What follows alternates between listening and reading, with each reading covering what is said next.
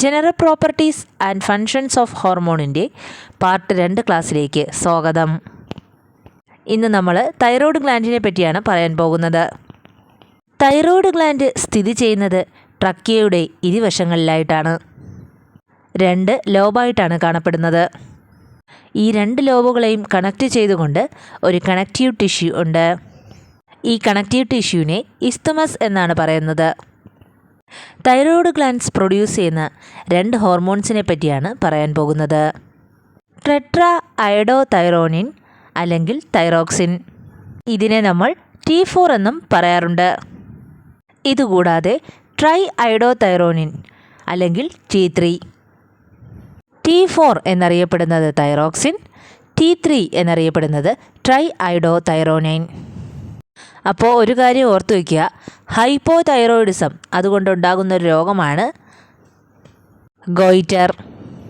Iodine deficiency കൊണ്ടാണ് goitre ഉണ്ടാകുന്നത്. Pregnancy സമയത്തെ ഹൈപ്പോതൈറോയിഡിസം കുഞ്ഞിന് പ്രശ്നങ്ങളുണ്ടാക്കാൻ സാധ്യതയുണ്ട്. ഈ തൈറോയ്ഡ് ഗ്ലാൻഡ്സ് പ്രൊഡ്യൂസ് ചെയ്യുന്ന ഒരു പ്രോട്ടീൻ ഹോർമോൺ എന്താണെന്നൊരു ചോദ്യം വരാം. അതിൻ്റെ ആൻസർ TCT എന്നാണ്, തൈറോ കാൽസിറ്റോണിൻ. TCT എന്തിനാണ് ഉപയോഗിക്കുന്നതെന്ന് വെച്ചാൽ ബ്ലഡിലെ കാൽഷ്യം ലെവലിനെ റെഗുലേറ്റ് ചെയ്യാനായിട്ട് ഉപയോഗിക്കുന്നു. അടുത്തത് പാരാതൈറോയ്ഡ് ഗ്ലാൻഡാണ്. പാരാതൈറോയ്ഡ് പ്രൊഡ്യൂസ് ചെയ്യുന്നൊരു ഹോർമോണാണ് പാരാതൈറോയ്ഡ് ഹോർമോൺ. പാരാതൈറോയ്ഡ് ഹോർമോണിനെ PTH എന്ന് പറയാറുണ്ട്. ബ്ലഡിലെ കാൽഷ്യത്തിൻ്റെ അളവിനെ റെഗുലേറ്റ് ചെയ്യുന്ന മറ്റൊരു ഹോർമോണാണ് ഈ പാരാതൈറോയ്ഡ് ഹോർമോൺ. അടുത്ത് പറയാൻ പോകുന്നത് തൈമസ് ഗ്ലാൻഡിനെ കുറിച്ചാണ്.